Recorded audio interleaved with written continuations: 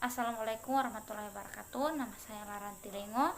Saya akan menjelaskan mengenai hal-hal yang terkait dengan administrasi pendidikan. Dan yang saya akan jelaskan di sini yaitu pengertian dan jenis-jenis tenaga kependidikan. Baiklah, langsung saja saya akan menjelaskan mengenai pengertian pendidikan. Pendidikan sangatlah penting dalam kehidupan dan tidak dapat dipisahkan dalam kehidupan. Sifatnya mutlak dalam kehidupan, baik dalam kehidupan seseorang, keluarga, maupun bangsa dan negara. Maju mundurnya suatu bangsa banyak ditentukan oleh maju mundurnya pendidikan bangsa itu. Mengingat sangat pentingnya bagi kehidupan, maka pendidikan harus dilaksanakan sebaik-baiknya, sehingga memperoleh hasil yang diharapkan. Untuk melaksanakan pendidikan harus dimulai dengan usaha peningkatan mutu tenaga pendidikan dan tenaga kependidikan. Selain itu, pendidikan adalah pengkajian yang berkaitan dengan pekerjaan khusus yang membutuhkan keahlian, tanggung jawab, dan kerjasama dalam rangka mempengaruhi anak untuk mencapai manusia dewasa yang selamat dan bahagia.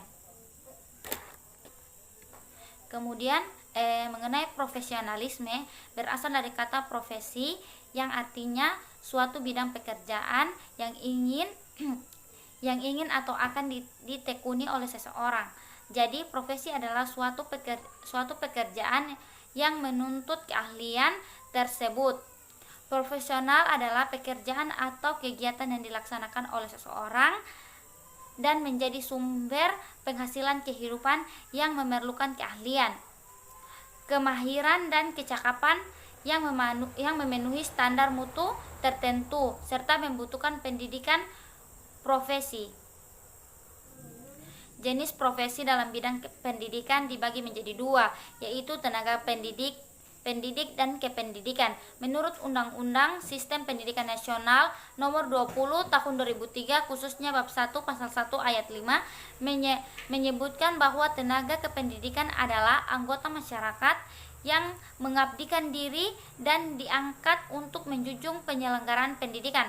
Selanjutnya pada ayat 6 dijelaskan pendidikan adalah tenaga kependidikan yang berkualifikasi sebagai guru, dosen, pamong belajar, kemudian tutor, instruktur, fasilitator, dan sebutan lain yang sesuai dengan kekhususannya serta berpartisipasi dalam penyelenggaraan pendidikan.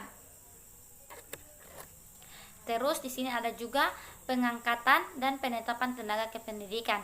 Penetapan dan penugasan berkaitan erat dengan pengangkatan seseorang dalam suatu kedudukan dan juga jabatan.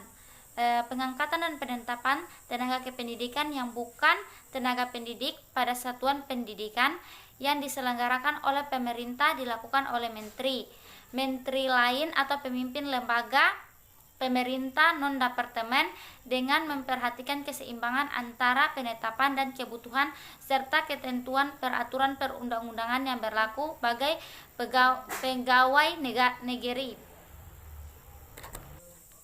Kemudian juga ada pembinaan dan pengembangan tenaga kependidikan. Pembinaan dan pengembangan tenaga kependidikan merupakan usaha memberdaya gunakan, memajukan dan meningkatkan produktivitas kerja setiap tenaga kependidikan yang ada di seluruh tingkatan manajemen, organisasi, dan jenjang pendidikan. Tujuan dari kegiatan pembinaan ini adalah tumbuhnya kemampuan setiap wawasan berpikir, sikap terhadap pekerjaan, dan keterampilan dalam pelaksanaan tugas sehari-hari sehingga produktivitas kerja dapat ditingkatkan. Kemudian ada juga pemberhentian tenaga kependidikan. Pemberhentian tenaga kependidikan merupakan proses yang membuat seseorang tenaga kependidikan tidak dapat lagi melaksanakan tugas pekerjaan dan juga fungsi jabatannya baik untuk sementara waktu maupun untuk selama-lamanya. Jadi pemberhentian seseorang pegawai dapat karena penyelenggaraan disiplin tentang pemberhentian pegawai harus jelas karena menyangkut nasib seseorang, terutama tentang pemberhentian karena pelanggaran disiplin dan pengurangan tenaga karena dapat memicu ketidakpuasan seseorang yang dikenai tindakan ini. Apakah pegawai yang bersangkutan memiliki ikatan atau perjanjian tertentu? Selain itu, dalam pemberhentian tenaga pendidikan dapat dilakukan karena sebab lain, diantaranya sebagai berikut. Yang pertama adalah pemberhentian atas permintaan sendiri. Yang kedua, pemberhentian karena mencapai batas usia atau pensiun. Yang ketiga, pemberhentian karena adanya penyederhanaan organisasi. Yang keempat, pemberhentian karena melakukan pelanggaran. Yang kelima, pemberhentian karena tidak cakap jasmani dan rohani. Kemudian pemberhentian karena meninggalkan tugas, dan juga pemberhentian karena meninggal dunia atau hilang. Baiklah, itulah penyampaian dari saya. Lebih dan kurangnya, wassalamualaikum warahmatullahi wabarakatuh.